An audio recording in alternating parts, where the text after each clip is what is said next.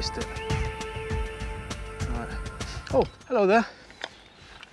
So today I'm out in the woods to use the Fujifilm 400, which is probably the best Fujifilm lens that I will never buy. Probably.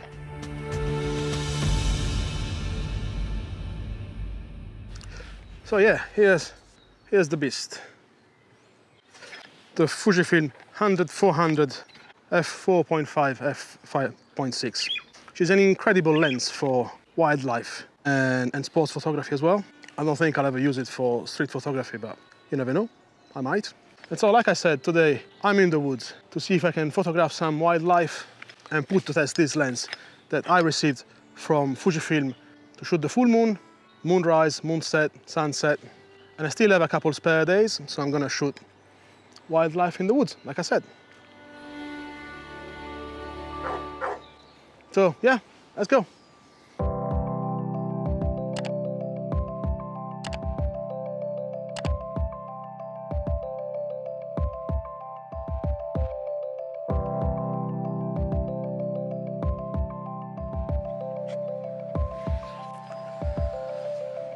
Now, don't get me wrong, I said that this is probably the best Fujifilm lens I will never buy.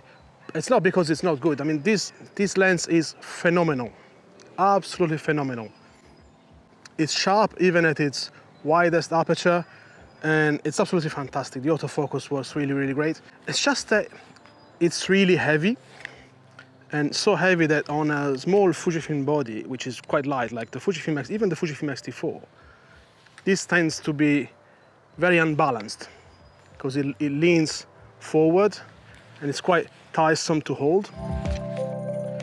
And so I like to travel light, so this is why this probably will never gonna come with me around in some travels abroad, whenever this will be possible again. But also because I shoot this type of photography only a few times a year if I'm lucky. So I can't justify the expense of this lens. But this lens is fantastic, absolutely phenomenal. The quality I get from this lens, and even when I shoot flying birds, fast flying birds, I can snap into focus very, very quickly, and I get incredible sharpness all throughout the images. Also the blurriness of the background, even though it may be a little bit too early, it's very, very pleasing. So yes, absolutely phenomenal lens.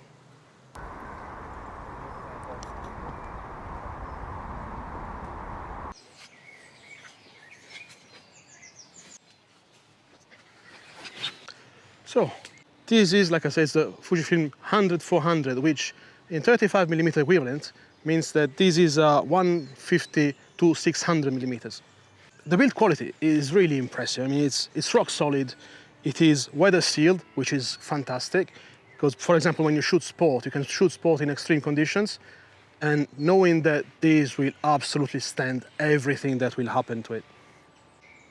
And it has a massive lens hood as well, which is also great for weather sealing because it protects the glass from rain and snow and hail falling onto the camera.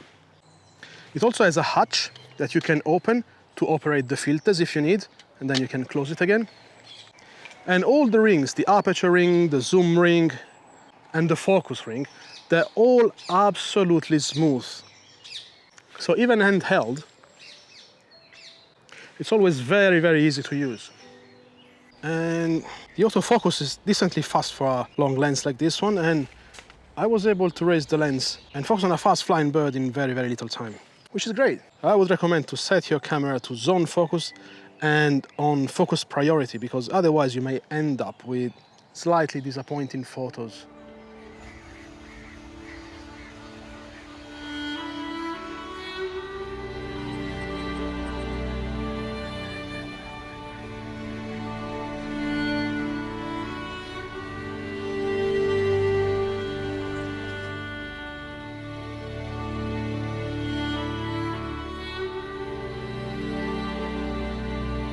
Now, since this zoom lens is weather sealed, it is compatible with both Fujifilm teleconverters.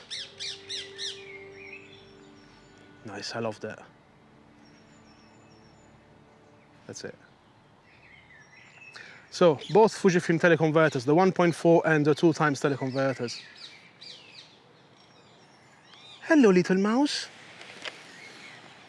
And I'm gonna put now on screen a table that shows you all the different conversions in 35 millimeters. And this can reach, with a 2 times teleconverter, an outstanding 1200 millimeters focal length at f11. There was a mouse earlier, I lost him. I don't know where he's gone.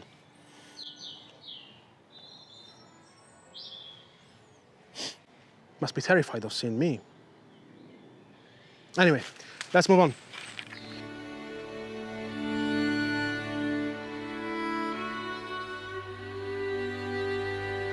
And what a wonderful day to immerse yourself in nature. Listen to this.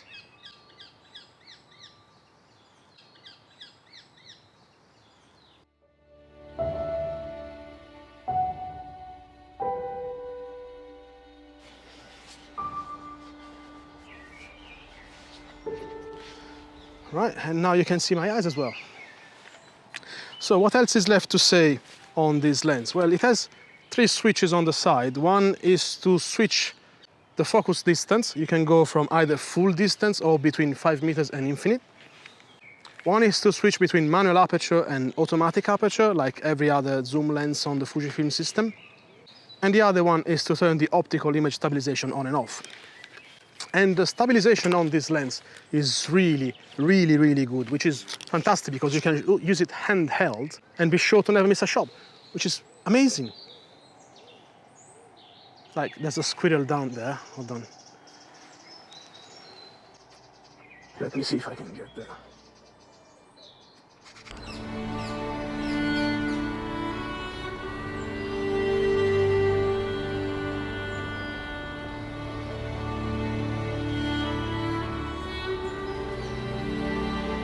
And even though the stabilization is really good on this lens, I would still recommend to stick to the general rule to shoot at a shutter speed that is equivalent to the focal length. So for example, if you're shooting at 400 millimeters, 1/400th of a second would be ideal to not miss a shot or get blurry images. Now in the case of birds, or maybe even in sport, I myself shoot at least 1/800th of a second, because you know birds fly really fast and I want to freeze the movement on the wings.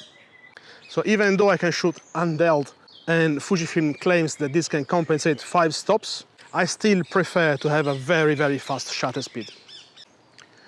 Okay, so it was quite the overcast day today, but the sun is coming out, so I think I'm gonna pack everything, leave this place and try to find a place where I can shoot sunset.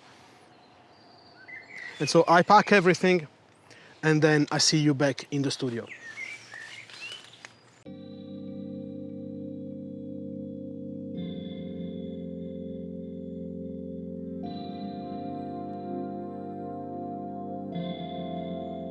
Now, as you just saw, the sunset was not as good as I hoped. It was still an interesting time-lapse for all the activity along the river, but there was not much drama in the sky. Anyway, time to pack this lens before Fujifilm comes to pick it up. But before they do that, I'm gonna give you my feedback. Now, this wasn't the first time I was able to use this lens.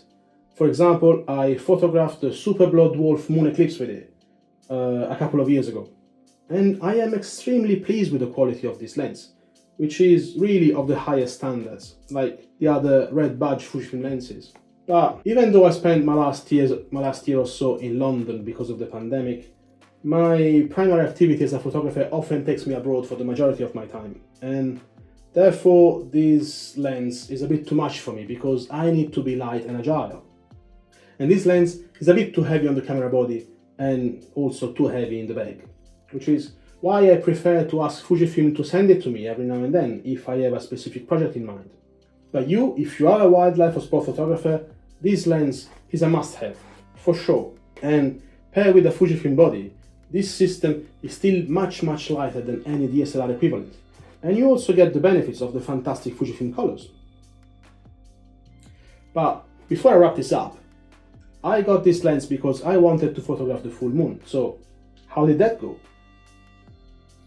Again, not as I hoped, unfortunately. And that was because on the day of the full moon, the clouds decided to show up and cover the whole sky, of course. See, I live in the UK, so it has to be expected. But I still managed to shoot something in the days before and after. And this, for example, is an interesting alignment just during a moonset. And here's a quick moonrise that I shot the day after the full moon.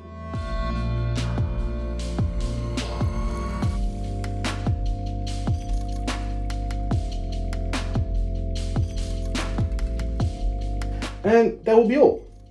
Like, subscribe, watch my other videos. Thank you so much and bye!